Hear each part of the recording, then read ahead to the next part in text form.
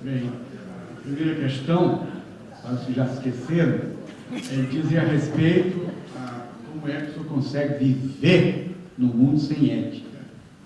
Mas essa não é uma questão só para mim, é uma questão para todos nós. Porque o risco da alienação, da negação do humano, do desrespeito radical à natureza, etc., é permanente na vida humana. Então, eu consigo viver porque ainda não perdi a confiança no ser humano. Né? Quer dizer, eu ainda acho que você não tem condições. Aquilo que eu tentei mostrar aqui ia nessa direção, né? Dizer que, apesar de toda a nossa fragilidade fundamental, estrutural, essencial, nós temos uma grandeza que se chama liberdade, e a capacidade de descobrir como essa liberdade verdadeiramente se efetiva através de razões. E a reflexão é um elemento fundamental nesse sentido, né?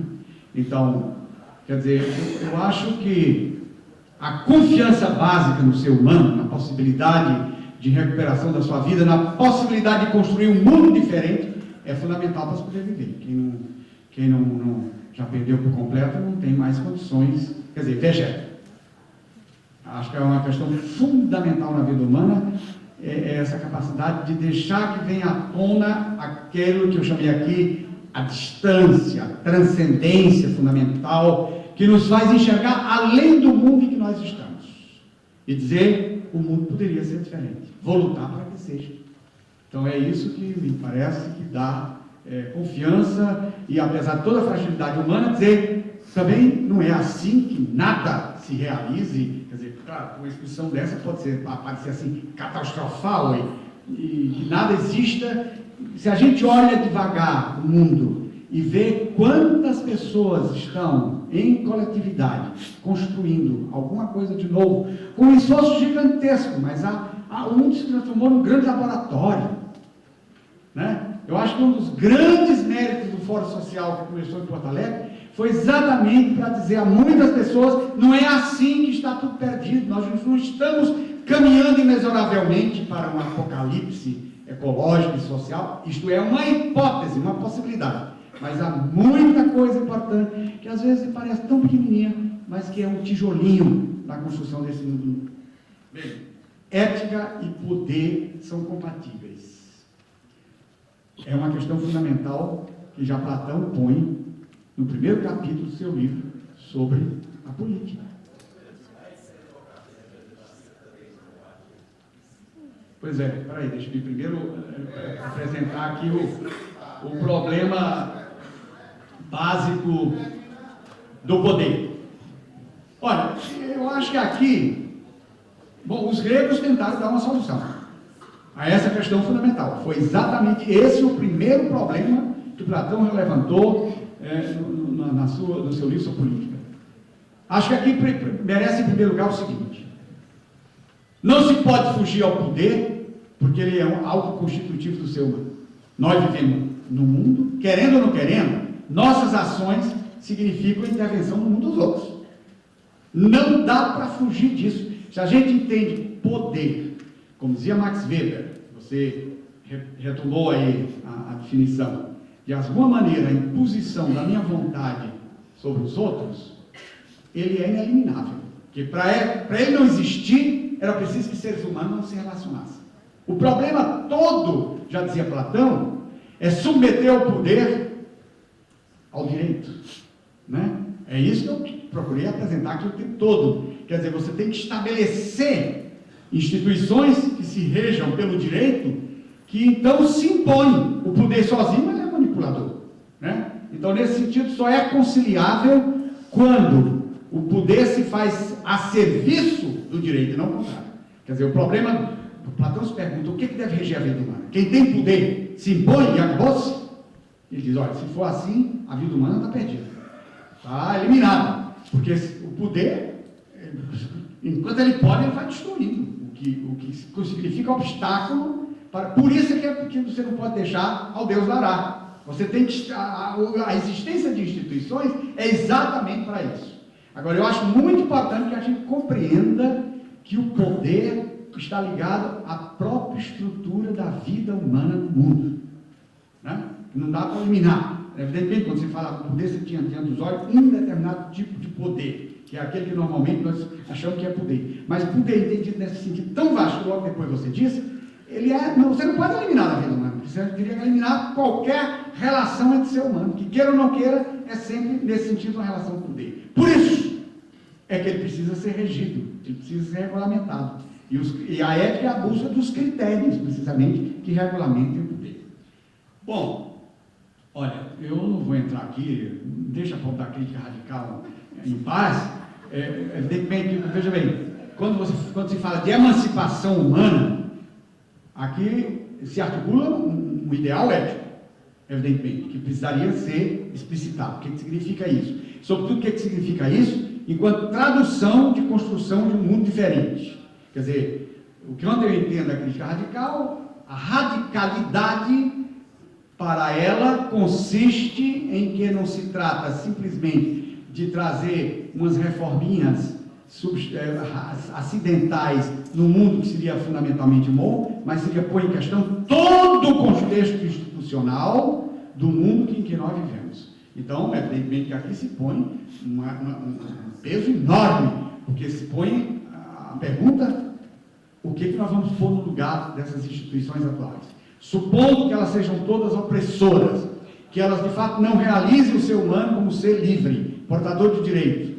Quais seriam? Bom, evidentemente que ninguém se arrisca, nem Marx fez isso, a fazer uma descrição de como é que seria, em todos os seus detalhes, esse mundo. Mas quais seriam as grandes direções? É isso que você pode, de fato, pedir à crítica radical, quer dizer, que eles falem de emancipação humana, que seja um anarquismo. Eu não, pelo contrário, a própria palavra emancipação humana implica um critério, um valor ético enorme. Agora, outra coisa é saber se esse valor ético ele se traduz na proposta de um mundo institucionalmente diferente. É isso que eu estava dizendo aqui, né? Quer dizer, para mostrar o aspecto unilateral da discussão atual, que se reduz a virtudes de indivíduos e não levanta o problema ético do próprio mundo institucional. Então, acho que a crítica radical tem o mérito de apontar para isso. E tem o mérito, não é mérito dela, é a tradição que vem de Hegel e Marx, que, por sua vez, se ligou à concepção pré-moderna de política, né? Que Hegel, já no tempo dele, foi chamado de anacrônico, exatamente por isso, porque ele compreendeu que a sociedade não é simplesmente a associação de indivíduos, de átomos individuais isolados, como toda a filosofia política moderna pensa. Mas a sociedade é um conjunto de instituições criadas. E essas instituições abrem ou não espaço. Então, realizam ou não realizam direitos? Então, a discussão, acho que a crítica radical tem o mérito de dizer: aqui, nesse nível, é o lugar onde a liberdade humana se realiza de modo radical e útil. Não só, evidentemente, também a nível individual, mas a liberdade humana tem que se realizar aqui. Então, nós temos que pensar a normatividade, ou seja, o conjunto de critérios que deve marcar a configuração dessas instituições. Democracia e representativa e ética. Bem, se trata aqui de descobrir mecanismos de efetivação de liberdade, né? Certamente a democracia representativa é como a história das virtudes individuais. Representa importante, não pleno. É ser extremamente pobre se ficar nisso. Porque até pela própria concepção do detentor do poder, né? Se você parte da ideia que detentor do poder político, poder de decisão a respeito da configuração da vida coletiva é de todos, porque os direitos são de todos, a liberdade é a constituição do ser humano enquanto tal. Então, o poder, em última instância, é o poder de todos. E esse poder de todos tem que se exprimir em mecanismos. Certamente, o poder representativo é um poder importante, é um mecanismo importante, mas muito pobre. E é isso que nós estamos discutindo hoje, cada vez mais, e tentando, de formas diferenciadas, avançar na direção de efetivar a soberania de todos.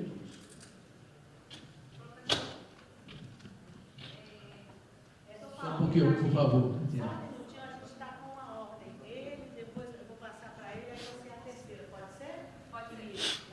Professor, boa noite. Meu nome é Sabino Henrique.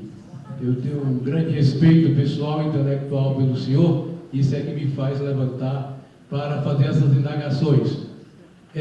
Parece-me que a base teórica que justifica a exposição do senhor veio a partir da premissa de que a sociedade é superior ao indivíduo. E como a consequência disso tudo, e é o que me preocupa, e eu vi ao longo da palestra do senhor, e o senhor fez questão de várias vezes, insistentemente ressaltar o cuidado em dizer que não defende o corrupto, pelo contrário, o corrupto, e o senhor fez questão de ressaltar isso, mas a consequência imediata, ao que me parece, e corrija-me se eu estiver errado, de que a colocação do senhor é que esses corruptos, eles são perdoados, são justificados pela instituição que os encobre. E esse discurso que o senhor acaba de fazer, e que, se assim o interpretei, é maravilhoso para aqueles que estão momentaneamente no poder, com atos os mais nefastos possíveis para a nossa nação, possam se justificar porque estão dentro de uma sociedade corrupta e não eles são realmente os estimuladores, os criadores dessa sociedade corrupta. Muito obrigado.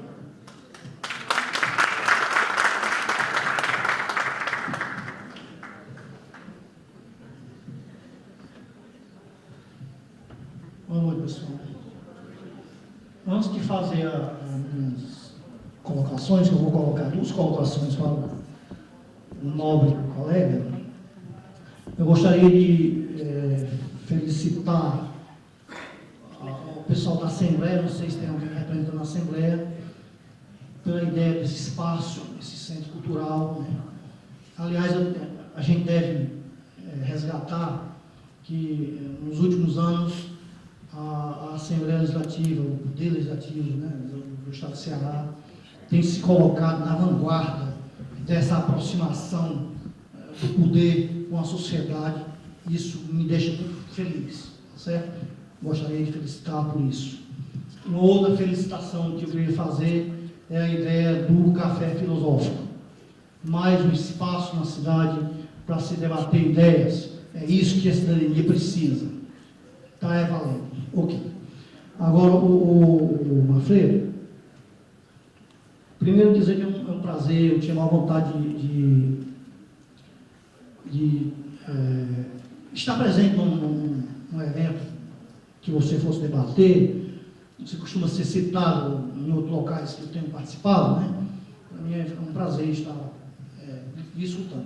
Pois bem, em determinado momento da sua falação, você citou um pensador.